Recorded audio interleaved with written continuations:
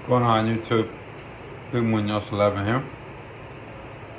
I haven't done an update video on this tank in a long time. I was really frustrated for a while with it. Kept losing pieces, and it was just inconsistencies that I could only blame myself for, right? I wasn't checking every day. I wasn't even checking every week.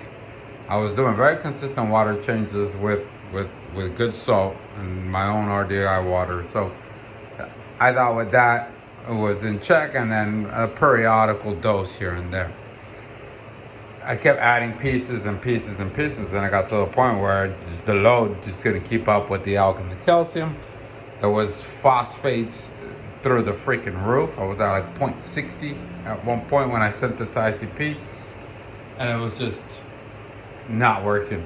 I've done some changes. I went ahead and installed the Apex with Coral Fascination. Victor over at Coral Fascination did an amazing job. Did a double dose. I'm doing cow, elk, and mag. I upgraded the reactors.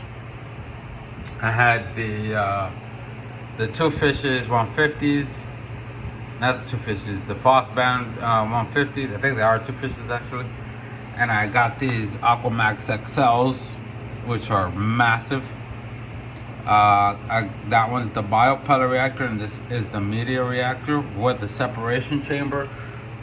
So I'm doing both carbon on the bottom and then GFO or Phos something on top of that, and then it just shoots up, comes out here, and then goes straight into the return chamber.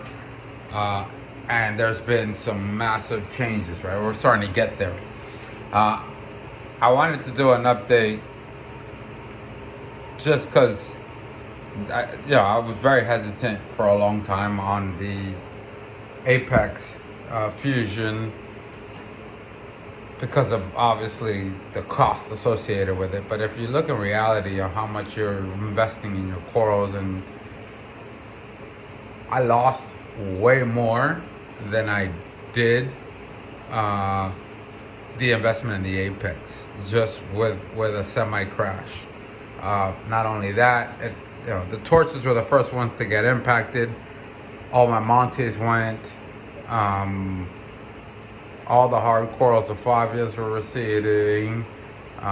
It was just bad shape, and it's really changed how I do the hobby. Don't get me wrong, I thought it was gonna be a cure-all. It's not a cure-all. I still lost pieces. I've lost 2 New York Nicks since I installed the Apex. And mind you, the Apex only been on the system for about 5 weeks now. But I lost 2 New York Nicks. I lost a Green Hulk. I lost this guy right here, which I got from a local guy. I got it as a Dragon Soul, but it's supposed to be a Hellfire. Was one of my favorite pieces. It had 6 heads. 2 melted away. I chopped it into 2 doubles. And I think this piece is melting away too with poly bailout, but I went ahead and put it out of Flow's way, and we'll see what happens. You continue to purchase pieces, but it does. You have to do your due diligence, even if you install the Apex, because the Apex, what it offers is consistency and stability, right? You have to tweak it, make sure that you get the right levels, and I'm still tweaking the alk and the calcium too at the same token. So, and I still find myself checking now every other day just to make sure that the numbers that the Apex is reading is at least in the ballpark, or at least I know what the variance is, so that I'm comfortable with it. But it's a game changer, right? Like I said in the video, I was losing torches left and right. The torches are in a brand new I mean, the vibrancy, the extensions, the coloration, everything is just starting to come back. That guy had been just short tentacle the whole time. You was starting to see him get more comfortable. I got this guy from PV, and it was golder than that gold. And as you can see, it's only like purple now. You're starting to see the tips of the gold coming back, so he's gonna give it time, and she'll come back. But everything else is doing very, very well. The Favias, they were doing okay, but now they're doing much, much better. That I couldn't have a Monty if my life depended on it. That is a beach bum. See that little purple tip on the top of it? That's the color that the whole beach bum was. And I thought it was dead. I left it there, and sure enough, with the dosing, everything is starting to come back. But the scolies were dying left and right. I lost a reverse apple. I lost a freaking war paint scolie before I added the apex. Now these guys are doing very well. This Space Invader pet was receding. You see the brown tips, but she's coming back full circle. I'm very excited about that.